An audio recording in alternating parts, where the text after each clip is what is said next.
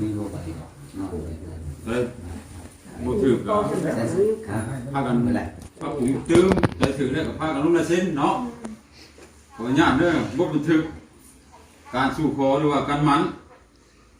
สาธารณรัฐประชาธิปไตยประชาชนลาวสันติภาพเอกราชประชาธิปไตยเอกภาพวัฒนถาวรบทบันทึกการสู่ขอพวกข้าพเจ้าคณะปกครองบ้านพร้อมทั้งองค์การจัดตั้งบ้านทุกแขนงการอ้อมผางพร้อมทั้งเจ้าโคตรลุงตาทั้งสองกำสองพายทั้งพายยิงและพายซ้ายเพื่อให้ถูกต้องตามที่ข้อมูลนี้ดีงามโดยอีกใส่ข้อบังคับระหว่างยิงซ้ายดังนั้นในมือวันที่19 เดือน 6 ปี 2025กงกับมือออกไม้4 คำเดือน 8 ปีพศ 2568 4 บ่อย4แล้วเนาะ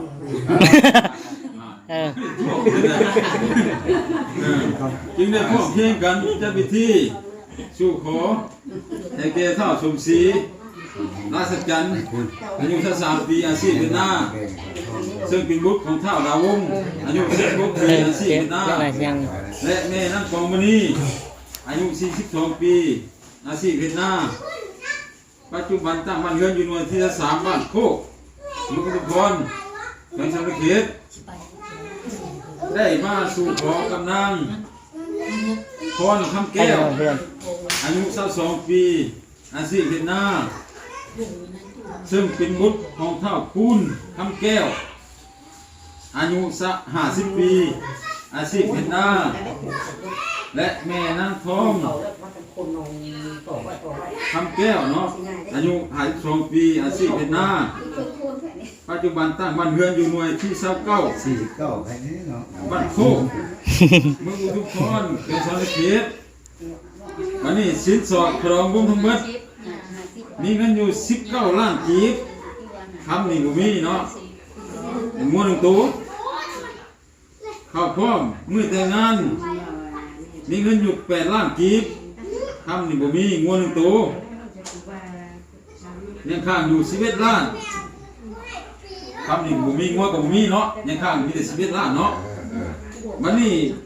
มอบสินสอดเข้าในมือสู่ขอคือมื้อนี้มีเงินอยู่3 ล้านกีบแม่นบ่ยังข้างอยู่5 ล้านกับงัว1 ตัวมันมื้อแต่งงานมีแต่5 ล้านงัว1 ตัวมามอบถ้าทั้งสองฝ่ายระหว่างหญิงชายหักมันแก่นน้ำกันเนาะแม่นบ่ได้ถามเอาแต่ในกรณีหากทั้งสองฝ่ายเกิดมีการผิดเถียงกันหรือปะยาห่างกันไปก่อนแต่งงานแม่นทาง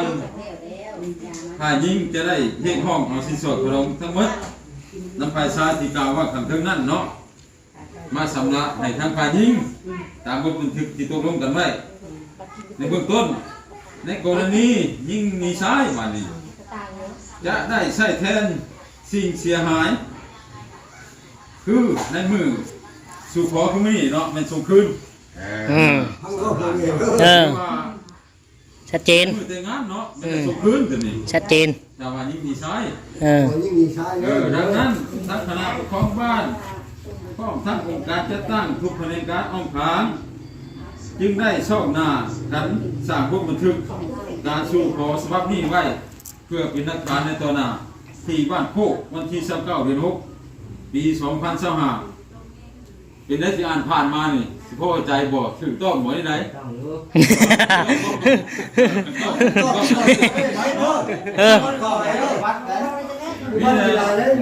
เจ้าบ้านเจ้าชาวมีลายเซ็นผูกของนี้เพิ่นให้มอบเลยฝ่ายหญิงฝ่ายชายเพิ่นให้มามอบมื้อแต่งงานให้เพิ่นดอกคำบ่แต่งงานก็เป็นว่ามื้อใดสิแต่งงานเพิ่นให้มามอบกำเงินกัน5 ล้านน่ะยังใส่ก็ได้มื้อใดสิแต่งงานพัดหมายกันก็ใส่เดี๋ยวบ้านเฮาบ่ใส่แก่เนาะบอกกันเนาะเท่ากันทางโจ้ก็กันแก่เนาะของฝ่ายชายของฝ่ายหญิงแต่งก็สิใครแน่บาดนี่มันได้นั่นเลยบาดนี่ดูได้น้ำบาดนี่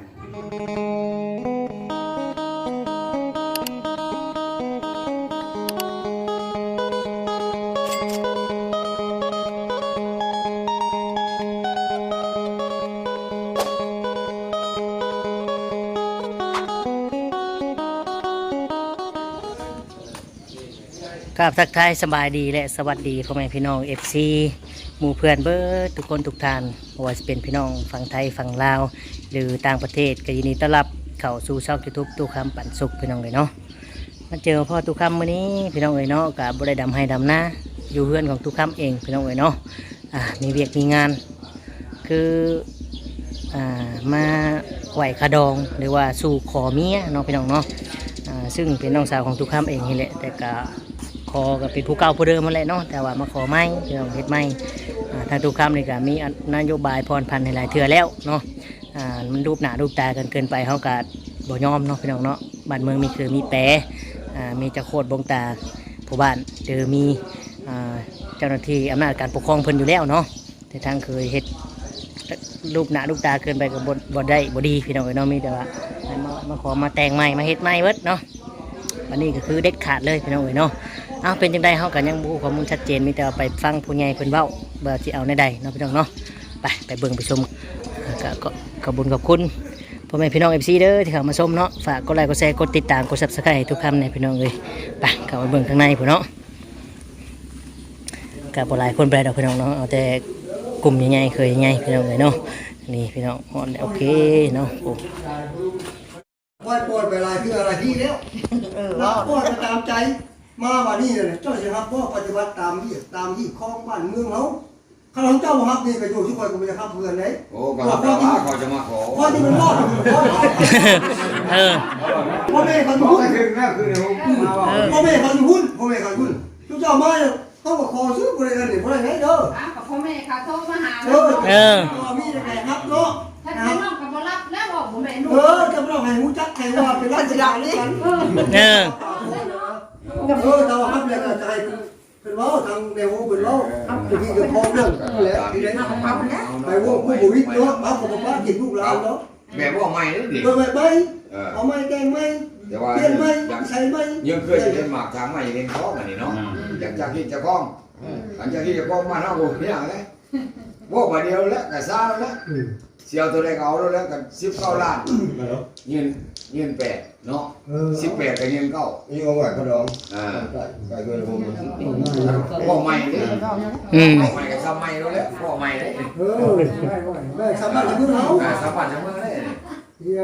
เสียว19 ล้านเงิน8 ล้านแต่ชุดแล้วเสียว19เงิน8 18เงิน9เลยครับเลือกเอา18เงิน9ว่ามันยังหน่อยครับมีคนเดียวแต่ครับโมมีบ้านเอาบ่ตามบ้านเฮาหมดนี่บ่ให้ใช่ไหมบ้านไว้เนาะ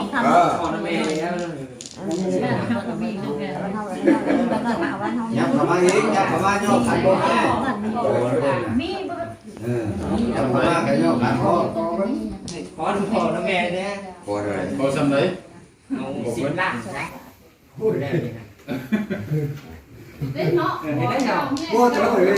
พ่อสามารถจะมือใช่ไหมอันนี้เขาก็นโยบายเนี่ยสามารถจะมือแล้วอันนี้จะมือเลย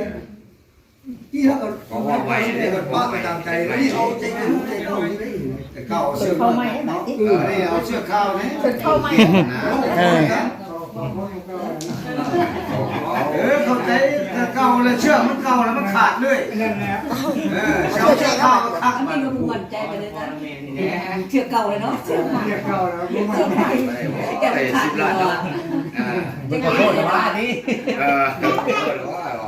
เอาสามารถเมืองโลดเป็นบ่ได้ก็ได้อยู่นี่กันนี่ก็พูดได้อยู่นี่นะเชือกใหม่จ้ะคือเชือกใหม่เนาะเพื่อยังเพื่อให้มันมีทางนี้นี่มันไปได้ได้ดีเลยที่เก่านี่8ป้าไปตามใจด้วยสิแต่ยังมันอยู่พวกคุณก็พอจะแต่ไม่บอกอยู่ได้ตอนนั้นเนาะมันมักกองมาแต่ไม่18เงิน9เราเสียซับซิดีเนาะ19เงิน8ตัวเราเอามากินถ้าท่านเอ้ยที่โตคอแล้วสามารถจะเมืองเลยพ่อให้ลูกให้หลานก็นี่เด้เมืองแล้วบ่ได้ดีสามารถจะเมืองเราสิเอาล้านนี่เป็นล้านเรา18ล้านนี่ท่านเลือกตัวเมียกับตัว19แล้วให้ทุกคนเป็นเนาะเนี่ยแต่ก็ได้ก็ยังเป็นมื้อนึงครูจังมันยากโอ้สบายป้าก็เสียเราเนี่ยบ้านเราเป็นเราแล้วก็ขึ้นซ่าสามารถจะเมืองเนี่ยยกเป็นชูไม่ดูดู ขึ้นเด้อเจ้า อันนี้แบบเก่าเลยไม่ได้นโยบายเลยก่อนเนี่ยเอาที่จะข้อว่าบ่ายนี่ข้อว่า ดีที่กล้องแล้วนี่ แล้วแต่ว่าป้าไปงานอยู่แค่ยังเอาไปตามใจจุกก็ได้แต่การขึ้นแล้ว การได้แล้ว ไปคิดเถื่อกันยัง ไปเดี๋ยวมันก็สบาย 10เทื่อก็ยาเจ้ามาจะเอาอยู่เนาะ10เทื่อ20เทื่อเลย กันกลับมาได้แจกใหม่ได้เห็นไหมมักกูเก่าอะไร พี่เพิ่งกับป้าไปยังว่าไม่ได้เอายัง แล้ว กิน ก็ให้นายอยู่ไหวเด้ ไปเลยยาว ท่านยังคอยท่านยังกินนี่ ก็สีเก่าแล้ว เออ สีพี่นั่นอยู่บุญเยอะมาเนี่ย ท่านแม่เขาให้เปลี่ยนชื่อใหม่นี่ครับสีนามสกุลยังใหม่ สาราจันทร์คือว่าคนใส่ในนั่นเพิ่นน่ะสาราจันทร์คนใส่ในพาสปอร์ตเพิ่นน่ะ คำสีบัดเอาคำสีสีนั้นสีนามสกุลยัง นั่นคนยุ่งว่ะ โอ้ราศีจันทร์ ฉันเลยว่าพ่อแม่กับพ่อใจเราว่าสับหนุ่มไม่ได้ว่านะพ่อ โอ้ยแต่บ่มีหยังก็ยังบ่ได้ว่าหยังเนาะแต่บ่มีหยังก็ยังบ่ได้สำเร็จก็ นี่ว่านี่บ่ เออ อันนี้ว่า เอออะไรเนาะอันนี้มันโทษเนาะมันหลายเทื่ออะไรรูปหน้ารูปตากันโทษว่า อันนั้นบุญเจ้าเนี่ย ไม่นะสกุลไม่อายุกันลายเก่าเลยบาทนี้เนาะ เชื่อห้ามน้ำอยู่บุญ มามีบ่ น้ำปุ้งสำลูกกูได้นั่งทำได้ยาดอกเบี้ยนั่นไม่ได้เจ้าบุญนะ สาราจันทร์ได้อันนามสกุลในพาสปอร์ตน่ะสาราจันทร์เออถ้าสีสาราจันทร์ครับในพาสปอร์ตเพิ่นนั่นสาราจันทร์เฮาเฮ็ดตอนน่ะให้จำรูครัวตอนน่ะเออ ตื่นมาแล้วผู้เรียนทั้งนั้นชอบลูกหลานลูกคน แม่น สาราจันเนาะ ก่อนสิว่าเนี่ยเบิ่งหันเบิ่งนี้เบิ่งทั้งเพิ่นเบิ่งทั้งโตเนาะก็บ่แม่นว่าพ้องทั้งนั้นเพี้ยเนาะ อายุจักปี ทั้งบ้านทั้งผู้ชายเฮ็ดที่ไหนเนาะ เช้าไปแล้วมันเช้าไป พ่อแม่เฮาเบิ่งขนาดลูกเฮาผู้สม ยุนเก่าผู้ พ่อแม่มันจะอันนั้นก็มีได้เถื่อเนาะแม่นแล้วไอ้ลูกมันผูกคอตายไม่อยากชอบ ปัญญาอำนาจการปกครองคือโอ้โหว่าสิยากกับครอบครัวนะ มันจะคืนบอกคำว่าผู้สาวน้องว่าจะคืนคำเลย เออ เป็นยาบอกคำแม่รับเป็นผู้รับเป็นหาแล้วแล้วลงมือก้าวมาเป็น สามมัน มาขอจะเลยเราไปเยอะ 3 ปี เอออันนี้เฮ็ดเป็นคือที่ของเฮ็ดตามระเบียบให้เนาะให้มันคือตามระบบ นี่มันแหละ ดาวพุ่งแล้วบ่ ถ้าได้ปฏิบัติบอกลูกบอกลูกลูกลูกหลานอะไรไหน ปีก่อน มีโว้ผู้มือแต่ว่า มีพอมามีเป็นเด็กพอ ใครรถกี่ชิ้นก็โอ้ยพอแล้วหมดแล้ว ใส่แล้วนะคราวนั้นก็ผู้มาแทนก็ใส่ไว้แล้วแหละชื่อกะ ผู้มาแทนกับพ่อแบบ ทำพ่ออะไรมากก็ใส่ไว้แล้วเลย ปีเนาะ ใส่แล้วแล้วค่ะ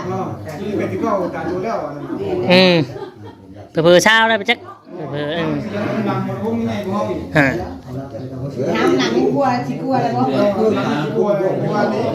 ลูกของเขาบ่ได้ ใส่แล้วแล้วค่ะ จักปีก่อนมื้อนี้ หัวคิดกันตรงนี่นะตามหัวเขาแต่ยาเรื่องเขาแต่พูดว่าประกันเลย เด็กบ่เรายังบอกว่า บางอย่างที่ แม่นบ่ได้เก็บแป้ง เวลาชิมจ้าไม่ได้ชิมจ้าเนี่ย ทั้งนี้ก็คือบ่มาเรา 2 ปีเนาะ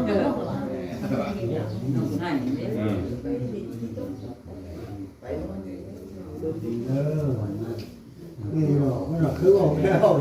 าก็ไม่บุกใจเขาอย่างนี้เลย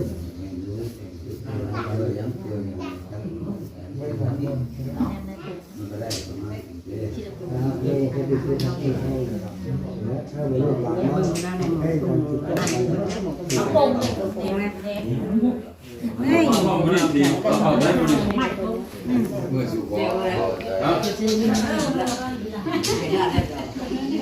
จะโคตรบอลจะโคตรบอล เอาไปเลยก็ได้ยังเป็นนี่นะเป็นนี่ เอาทำบีก่อนได้ 3 ล้านบ่เอา3 ล้าน3นับเบิ่ง เนี่ยเป็นอย่างนี้บ่เอาส่งแล้ว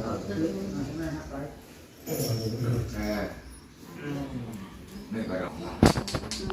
ได้ก็หายอีก บอกอยู่ได้สักพ่อแม่กันเนาะ แต่ดอกคนรู้คนแก่อะไรซ้ำ สิบตอนนี้เป็ดด้วยจริงเนาะมันลงทุน ชื่อก็เลยพอ นักพรนั่นอยู่บุญยัง ทำแก้ว พร เก็บพวกเขาเก็บพวก ใส่แต่ใช้เฮ็ดบัตรบ่ติ เข้าไปก็ไปเห็นวัดอยู่นั่งสมุทรพี่ก็มีให้เก่าอยู่ที่ว่าสิมาใส่ชีสวายแบบเรื่องหมู่บ้านนี่ว่า มันอันนี้มันเรียกว่าเขาใส่มาน้ำมัน ในบัตรดี เปลี่ยนมันยัก ต้องเปลี่ยนไปเลย ไปเลยพี่อันนู้นนักพร ตอนเช้าไปแหละประมาณเช้าแหละ มากไปเนาะ เช้าเอ็ดแม่ฉัน หัวน้อยเลยบ่บ่ให้ดุดเอ็ดบ่ เช้าแปดอันนี้เช้าเก้าเกิดตามหลังก็ได้หมดโนบ้าเช้าปลายเช้าสองกันเด็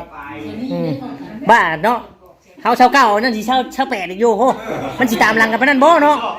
ดูนั่งคุณนะ อันนี้มันเนี่ยแกนอนไปเรื่อยนะ จะมาเติมคง ที่ว่ามาเห็น โอ้ยใช่ถ้าว่าใช่มันต้องไปเปลี่ยนเบิดเปลี่ยนจากกองโตนพุ่นเนาะชำชัยเปลี่ยนสกุลกันเราลงไหมล่ะวะมันบ่ได้มันได้ใช่เลยเอาไปนี่แล้วจะเป็นยัง เอาไปเปลี่ยนก็ได้เปลี่ยนน้ำบ้านชีสวายชื่อมันยกโมเจนอันนี้นะ นี่เด็กพี่ เขาไปตู้วัด เอาดูเนี่ย นี่นี่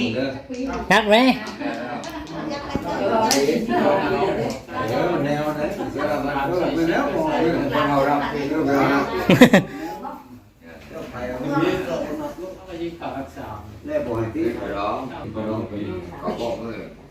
คือปล่อยตามล่า สิบปาบ่ 1,000,000,000 รวมกับชายรถ 10